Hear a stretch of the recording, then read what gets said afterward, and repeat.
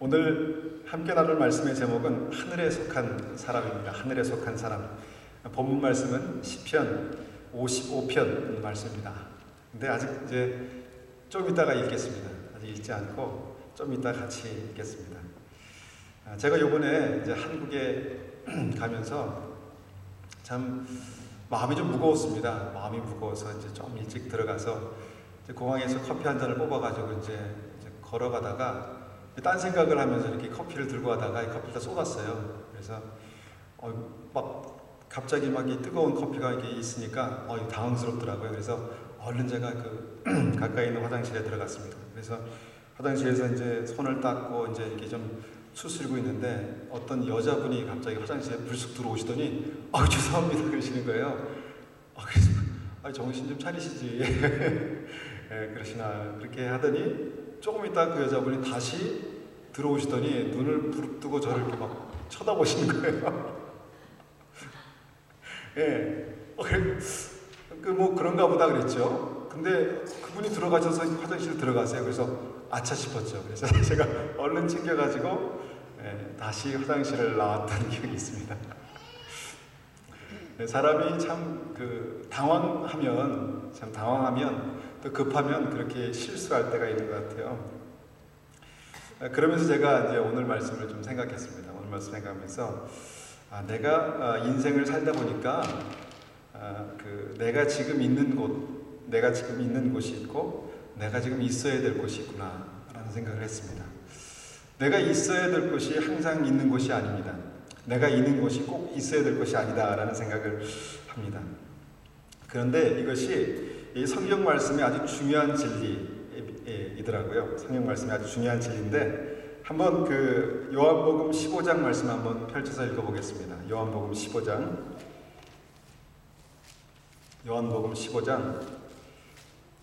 19절입니다. 요한복음 15장 19절.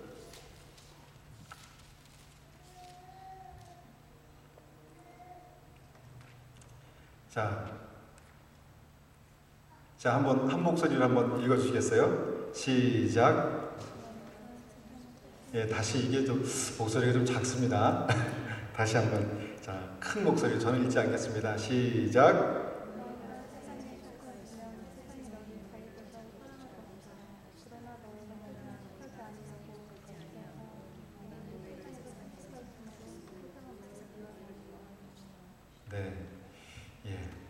제가 이제 그렇게 성경을 같이 읽겠습니다 하고 시작하니까 이 카메라에 녹음되잖아요. 조용하더라고요.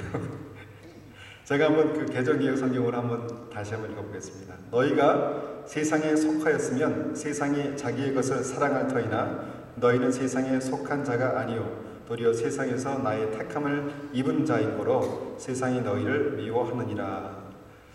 우리는 세상에서 살고 있지 않습니까? 근데 세상에 속하지 않았다. 그렇게 성경은 말씀합니다. 내가 분명히 여기에 살고 있는데 여기에 속하지 않았다.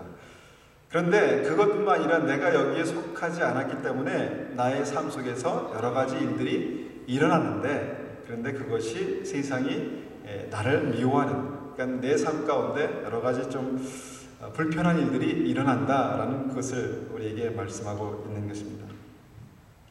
그래서 우리가 살아가면서 세상에서 내가 인정받지 못하는 것에 대해서, 세상에서 사랑받지 못하는 것에 대해서 이상히 여기지 말라라고 성경은 말씀하고 있는 것입니다. 그리고 또 굳이 세상에서 그렇게 사랑받으려고 인정받으려고 너무 애쓰지도 말라라고 그렇게 말씀하시는 것입니다. 굳이 그렇게 유행을 따라서 그렇게 맞춰가려고 그렇게 굳이 애쓰지 말라. 사람들에게 나의 삶에, 나의 존재 가치에 대해서 너무 그렇게 인정받으려고 그렇게 애쓰지 말라. 그렇게 말씀합니다. 이것이 하나님께서 인정하신 사람에게 하나님께서 인정하신 사람일수록 세상이 우리를 인정하지 않는다라는 그 말씀입니다. 그래서 우리가 이 견지에서 이 어떤 말씀을 가지고 우리를 바라보면, 우리의 믿음을 바라보면 지금 우리가 살아가는 이것이 내가 있어야 될 삶이 아니기 때문에 지금 나에게 일어나는 일들이 어떤 일이 일어나는가에 대해서 우리가 다르게 이해할 수 있다는 것입니다. 오늘 그 본문 말씀이 시편 55편 말씀이라고 그렇게 말씀드렸는데, 시편은 대부분 다 하나님의 사람 다윗의 시입니다. 다윗은 하나님께서 사랑하신 사람이었습니다. 하나님께서 인정하시고 내 마음에 합한 자라고 그렇게 말씀하셨던 사람입니다. 그런데 다윗의 시가 하나님께서 사랑하셨고 인정하셨던 다윗의 시를 보면 항상 감사와 찬송과 또 영광을 돌려드리는 그런 시만 있는 것이 아니라는 것을 볼 수가 있습니다. 다윗의 시에 심지어 오늘 본문의 12절에는 내 원수들이 갑작스럽게 죽었으면 좋겠습니다. 그들이 산채로 무덤에 내려갔으면 좋겠습니다. 라는 그런 독설들까지 있습니다. 원망과 탄식과 신음소리가 그 안에 있는 것을 보게 된다는 것입니다. 이 말씀을 이렇게 읽다 보면은 이게 정말 하나님 마음에 합한 사람이 하나님께 올려드리는 기도인가? 라는 그런 의구심이 일어나기도 합니다. 그런데 한편으로는 그런 생각도 합니다. 다윗이 얼마나 아프면 이런 말을 했을까? 얼마나 그 심령에 애통함이 있으면 이런 기도를 할 수 있을까라는 생각을 합니다. 다윗의 삶이 그랬다면 우리의 믿음도, 우리가 하나님 앞에 온전한 믿음을 갖고 있다고 하는 우리의 삶에도 그렇게 아픈 일들이 있지 않을까라는 생각을 합니다. 그렇게 아픈 일이 있지 않을까요? 내가 하나님을 섬긴다고 하고 주님을 그렇게 따라간다고 하는데 내 삶 속에는 많이 나의 마음을, 심령을 아프게 하는 일들이 있습니다. 그렇다면 왜 하나님 마음에 합한 사람에게, 하나님의 사람들에게 이런 부정적인 아픔을 주는 사건들이 있었을까? 왜 이런 일들이 있을까? 그 이유가 바로 하늘에 속한 사람이 땅에 살고 있기 때문이다라는 것입니다. 하늘에 속한 사람이 땅에 살고 있기 때문이다라는 것입니다. 그래서 하나님의 사람에게 그런 많은 고통스러운 일들이 일어나는 것입니다. 오늘 본문 말씀의 시편 55편을 우리가 한번 읽어보겠습니다. 시편 55편 1절에서 11절까지입니다.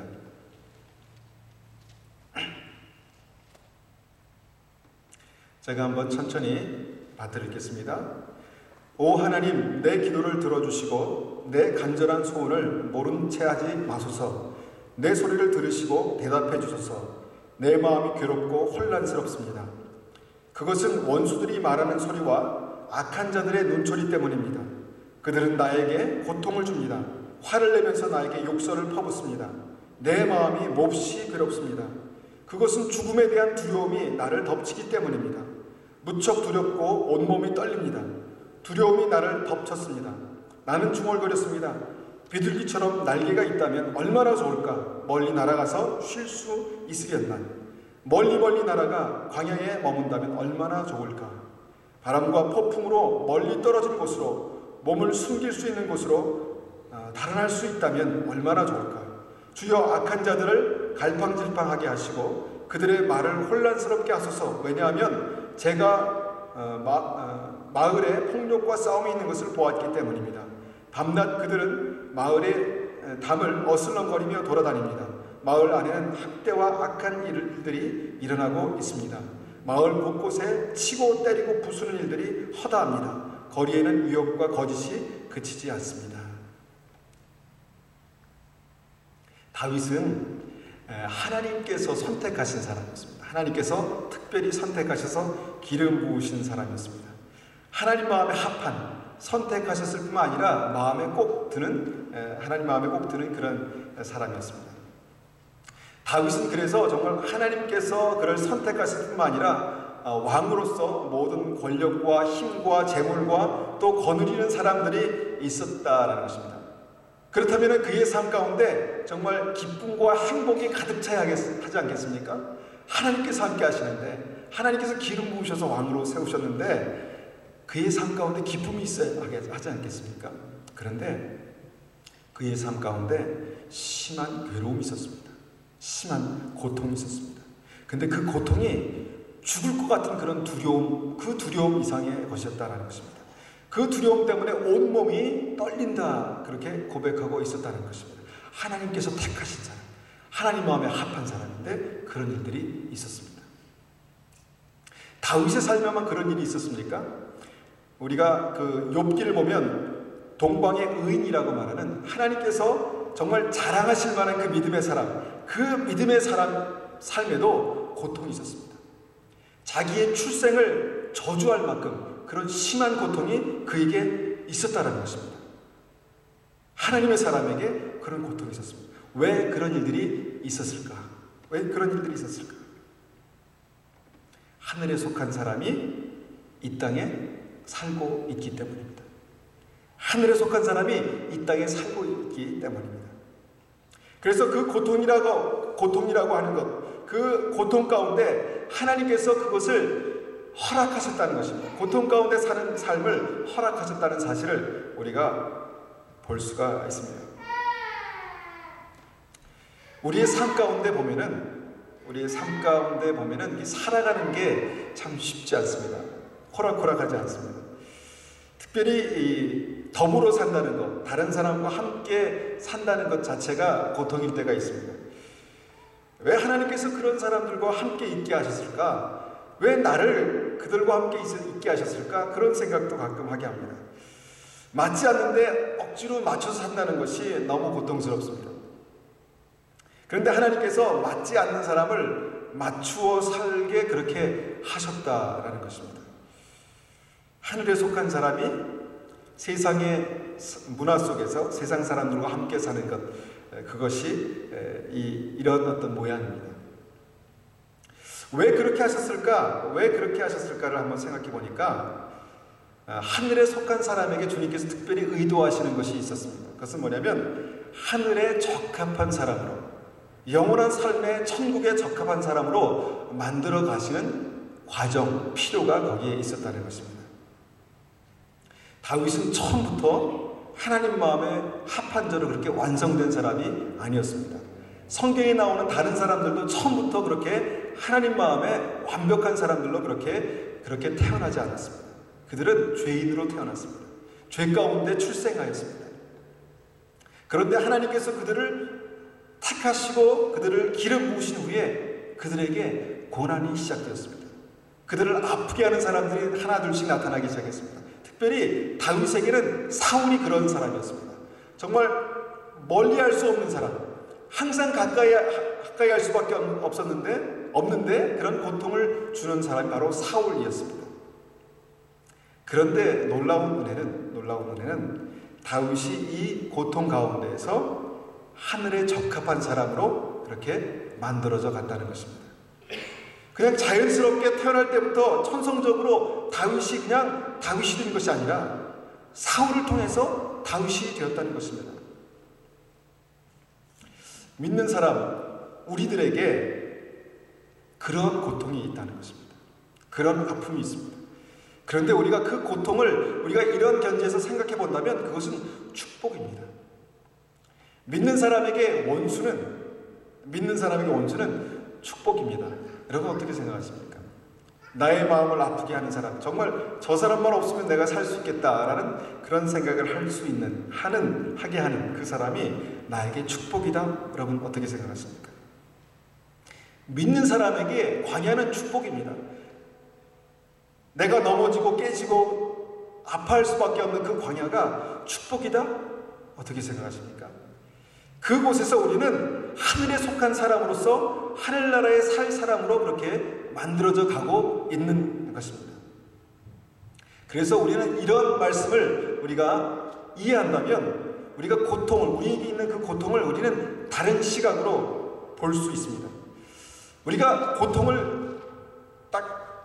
부딪힐 때 고통을 피해간다고 해결될까? 여러분 어떻게 생각하십니까?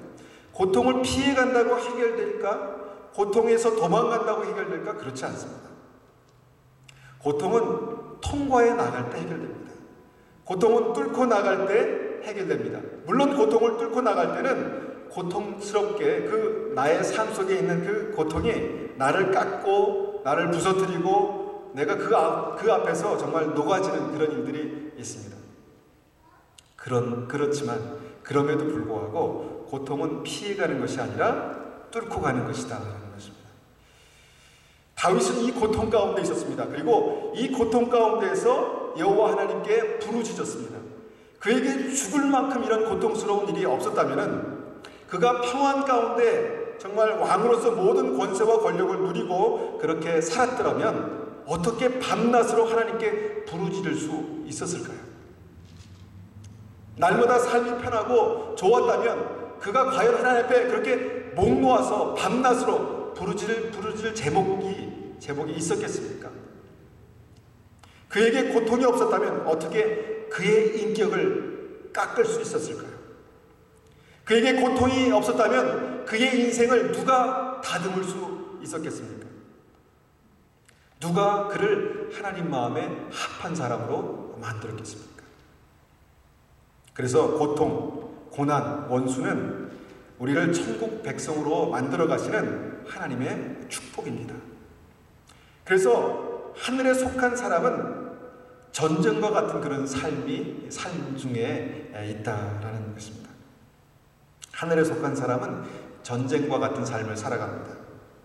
참 이해할 수 없지만 믿은 이후에 좀 믿음을 좀 잘 가져보려고 하면 내 삶 가운데 항상 여러 가지 어려움과 고통이 있지 않습니까? 전쟁과 같은 그런 삶이 있지 않습니까? 유행가 가사 중에도 그런 내용이 있더라고요. 전쟁과 같은 사랑인가? 하나님께서 나를 사랑하신다는데 왜 그런 전쟁과 같은 일들이 있나? 여러분, 이것이 현실이고 이것이 예배소서 6장의 말씀입니다. 우리의 삶이 싸움이고 혈과 육에 대한 싸움이 아니라 그런 영적인 전쟁이다, 싸움이다 라고 말씀하신 예배소서 6장의 말씀입니다. 선택받은 다윗의 삶 가운데 수많은 전쟁이 있었습니다. 물론 그 블레셋과 아말렉과 같은 그런 눈에 보이는 그런 이방 민족과의 전쟁들이 있었죠. 그 전쟁은 기본이었습니다. 그런데 그 전쟁보다 오늘 말씀 보니까 다윗을 정말 힘들게 했던 전쟁은 하나님을 모르는 이방 백성들, 그들과의 전쟁이 아니었습니다. 그것은 다윗에게 그렇게 심각한 어려운 문제가 아니었다는 것입니다. 다윗의 삶 가운데서도 그냥 살아가는 게 전쟁이었습니다. 싸움이 전쟁이 아니라 살아가는 게 전쟁이었습니다. 우리가 쉽게 하는 말, 가끔 하는 말 중에서 사는 게 전쟁이야 이런 말 하지 않습니까? 살아가는 게 전쟁이었습니다. 다윗에게도. 우리가 한번 그 말씀을 다시 한번 확인해 보겠습니다. 시편 55편 이제 12절 말씀 보겠습니다. 시편 55편 12절. 시편 55편 12절. 자, 제가 받들어 읽겠습니다. 55편 12절부터 15절까지의 말씀입니다. 만일 나를 모욕하는 자가 원수였다면 아마 나는 견딜 수 있었을 것입니다. 원수가 내게 대들었다면 나는 그 사람으로부터 숨을 수 있었을 것입니다. 그러나 나와 같이 다니던 당신들이 그들이었습니다. 당신들은 나의 가장 친한 친구들이었습니다. 한때 우리는 친하게 지내며 함께 하나님의 집에도 다니곤 했습니다. 내 원수들이 갑작스럽게 죽었으면 좋겠습니다. 그들이 산채로 무덤에 내려갔으면 좋겠습니다. 그것은 그들이 죄와 함께 살기 때문입니다. 여러분, 이 기록을 다윗이 성령의 감동으로 썼다는 것입니다. 다윗을 가장 고통스럽게 했던 싸움은 진짜 원수와의 싸움이 아니었다라고 고백합니다. 다윗을 가장 고통스럽게 했던 그 싸움은 그들과 다윗과 함께 거느렸던 사람들, 다윗과 함께 다녔던 사람들, 함께 예배했던 사람들, 가장 가까웠던 사람들, 그 사람들 때문에 그는 전쟁과 같은 삶을 살았다, 그렇게 고백하고 있는 것입니다. 사울은 원래부터 다윗의 원수가 아니었습니다. 다윗의 장인이었습니다. 여러분, 이것은 참 놀라운 성경의 진리가 이 가운데 기록됐다고 믿습니다. 사울은 다윗의 장인이었습니다. 또한 다윗을 왕에서 몰아내고 나라를 빼앗은 사람은 원수가 아니었습니다. 자기의 자식이었습니다. 압살롬이었습니다. 그래서 12절에서 다윗은 나를 모욕하는 자가 원수였다면 나는 견딜 수 있었을 것입니다. 그렇게 고백하고 있는 것입니다. 이것이 이 전쟁과 같은 삶의 이유입니다. 전쟁과 같은 삶의 그런 내용입니다. 친한 사람들, 친구들, 또 하나님의 집에서 함께 다녔던 사람들, 가족들, 가장 아픔을 주는 그 전쟁의 이유가 바로 이런 이유였다라고 다윗은 고백합니다. 그리고 다윗은 하나님의 합한 사람으로 지금 그 삶 속에서 이것을 그렇게 지금 보여주고 나타내고 있다는 것입니다. 여러분, 누가 예수님을 십자가에 못 박으라고 요청했습니까? 예수님을 환영하고 예수님을 원했던 사람들이 그랬습니다. 누가 예수님을 배반했습니까? 예수님과 3년 반 동안 주님과 함께 다니던 사람들이 예수님을 배반했습니다. 여러분, 이것이 하나님께서 허락하신 믿음의 삶입니다. 하나님의 마음에 합한 사람, 택함을 받은 주의 백성, 기름 부음 받은 사람들이 천국 가는 과정이다라는 것입니다. 주님은 사람을 통해 사람을 만들어 가십니다. 먼저 된 사람, 늦게 된 사람이 있겠죠. 근데 주님은 사람을 통해서 사람을 만들어 가신다는 것입니다.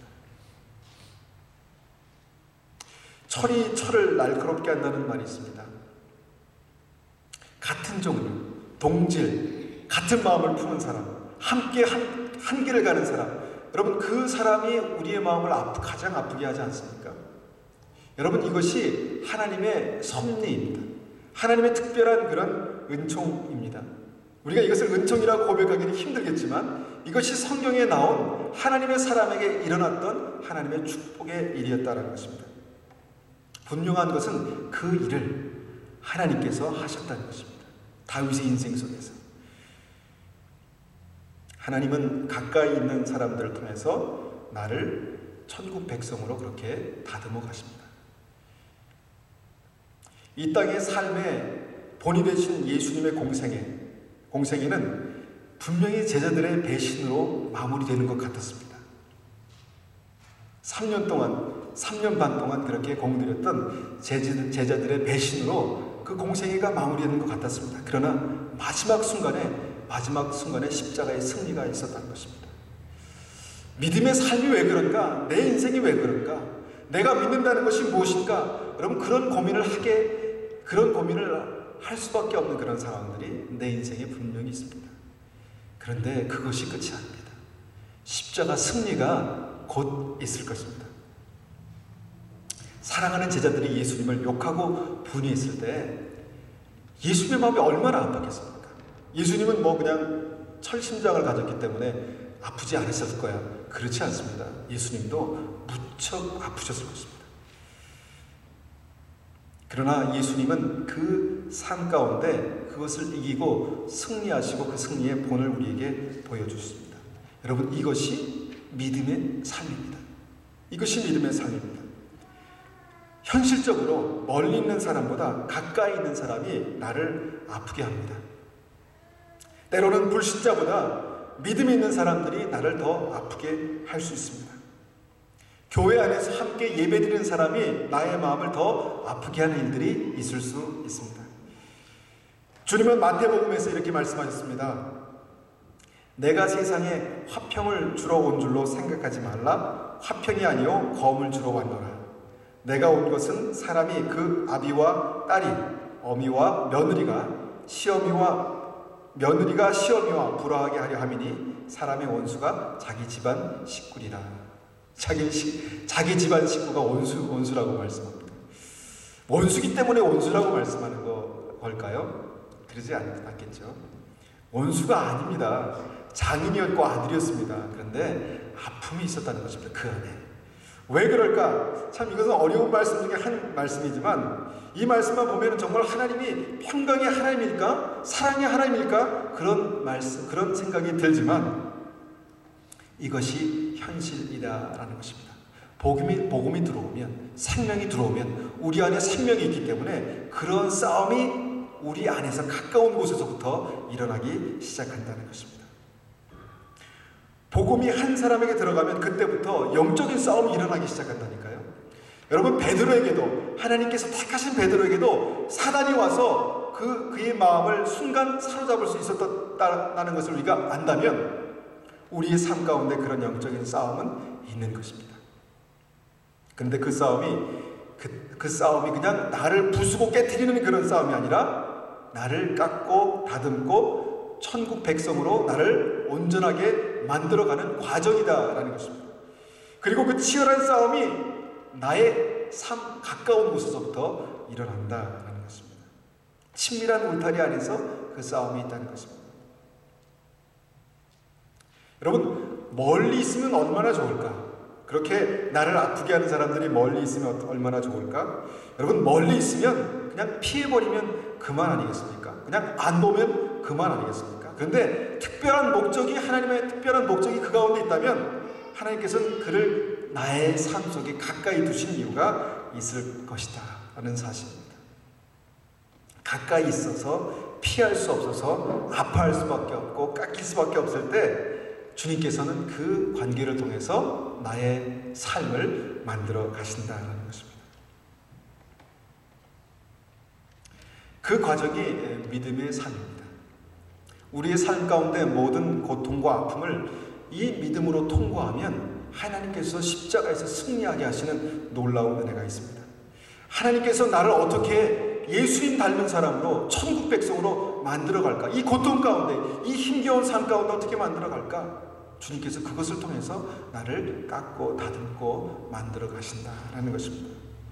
여러분, 그것이 두렵고 떨림으로 나의 구원을 이루어가는 과정입니다. 왜 삶이 두렵습니까? 왜 살아가는 것이 그렇게 어렵고 두렵습니까? 바로 이런 일들이 있기 때문입니다. 철을 날카롭게 하는 것입니다. 나를 가장 사랑하는 사람이 나를 아프게 하고 나의 삶에 가까이 있는 사람들이 나를 가장 아프게 하는 것이 현실입니다.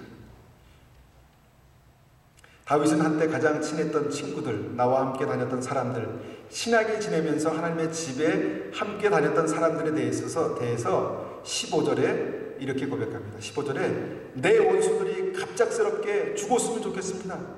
그들이 산채로 무덤에 내려갔으면 좋겠습니다. 라고 그렇게 고백합니다.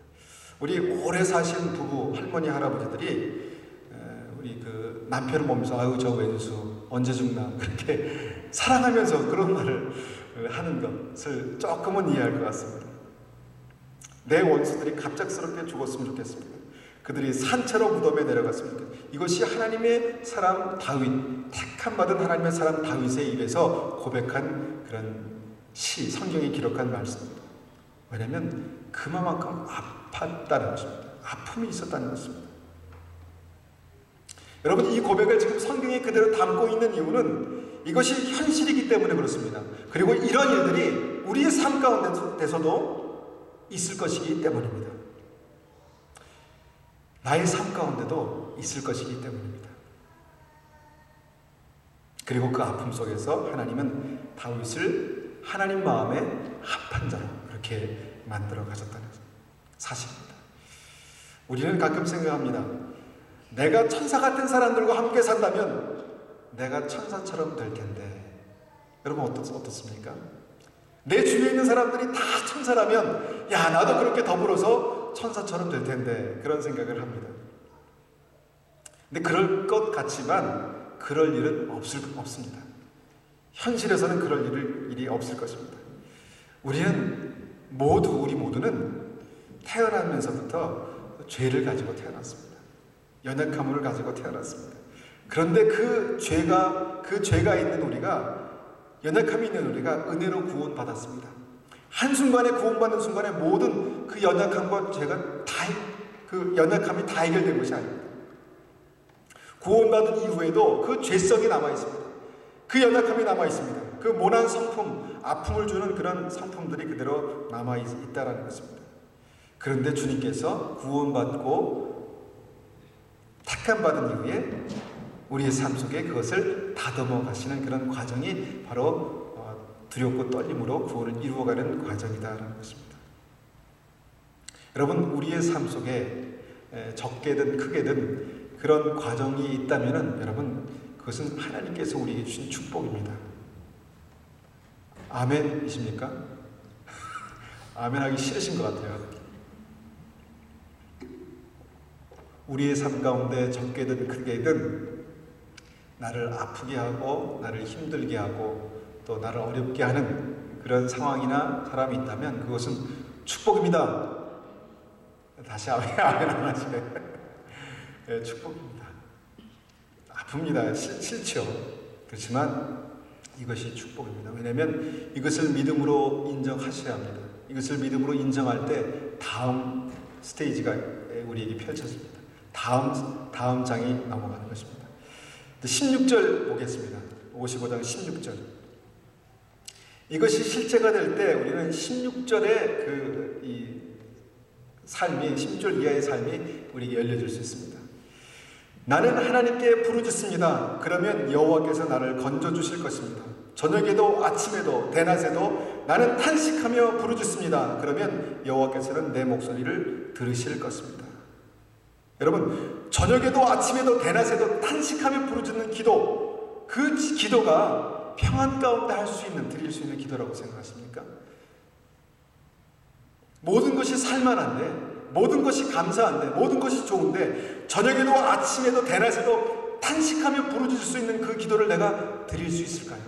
이 땅에 사는 몇 사람이 그런 가운데 그 탄식하는, 부르짖는, 정말 목 놓아 부르짖는 그런 기도를 드릴 수 있겠습니까? 고난 가운데, 절망 가운데, 위기 가운데, 고통 가운데서 그렇게 탄식하면서 부르짖을 수 있는 것입니다. 다윗의 삶에 그 부르짖음이 있을 수 있었던 이유는, 그 탄식의 기도가 있을 수 있었던 이유는 그 삶 가운데 그런 고통이 있었기 때문입니다. 그 고통 가운데 드리는 그 부르짖는 기도가 다윗을 만들었습니다. 그렇다면 나의 삶 가운데 있는 그 고통 가운데 내가 부르짖을 때 하나님께서 나를 새롭게 하실 것입니다. 나를 만들어 가실 것입니다. 그 기도가 하나님의 사람을 만들어 갑니다. 그 기도가 나를 온전케 하십니다. 그 기도가 나의 삶 가운데 하나님의 형통하심을 경험하게 한다는 것입니다. 처음부터 다윗의 삶이 형통한 삶이 아니었습니다. 여러분의 삶은 어떻습니까? 우리의 삶은 어떻습니까? 우리의 삶에 어떤 고통이 있습니까? 우리의 삶에 어떤 전쟁이 있습니까? 하나님의 사람인 여러분이 이 상황들을 뚫고 갈 수 있는 유일한 방법은 원망이 아닙니다. 옳고 그름을 따지고 시시비비를 가리는 것이 아닙니다. 저녁에도 아침에도 대낮에도 탄식하며 주 앞에 부르짖을 수 있을 때 주님께서 이것을 뚫고 나가게 하실 것입니다. 통과하게 하실 것입니다. 여러분, 그 고통이, 우리가 그 고통을 기도로만 바꿀 수 있다면, 그 고통 가운데 우리가 주님께 부르짖을 수만 있다면 나를 건지시는 하나님의 손길을 경험할 것입니다. 다윗은 그 16절 이하에 그 하나님께서 함께 하셨던 놀라운 은혜를 고백하고 있습니다. 분명히 여호와 하나님께서는 내 목소리를 듣고 계십니다. 그리고 이 사순절 기간에 우리가 특별히 은혜로 주신 이 기간에 하나님 앞에 그렇게 부르짖을 수 있다면, 기도할 수 있다면, 그런 제목들이 우리에게 있다면 여러분, 축복입니다. 은혜입니다. 거기서 우리의 삶이 끝나지 않습니다. 예수님의 제자들이 예수를 배반하면서 여러분, 복음서가 마감되지 않습니다. 십자가의 구속의 역사, 은혜의 역사, 회복의 역사가 반드시 있습니다. 그 은혜가 우리의 삶 가운데 온전히 열려지기를 축원합니다. 우리가 이 시간에 이 말씀을 가지고 우리 같이 한번 기도하겠습니다. 하나님, 내 삶 속에, 하나님, 내 가까운 삶 속에 많은 고통과 어려움과 힘겨움이 있습니다. 주님, 이것을 우리의 머리로, 우리의 지혜로가 아니라 주님 기도로 뚫고 나가게 하여 주시옵소서. 피한다고 되는 문제가 아닌 것을 우리가 말씀을 통해서 확인했습니다. 주님, 우리가 기도로서 아침에도 낮에도 저녁에도 부르짖으며 주 앞에 기도할 수 있는 그런 은혜를 허락하여 주시옵소서. 그렇게 한번 같이 기도하겠습니다.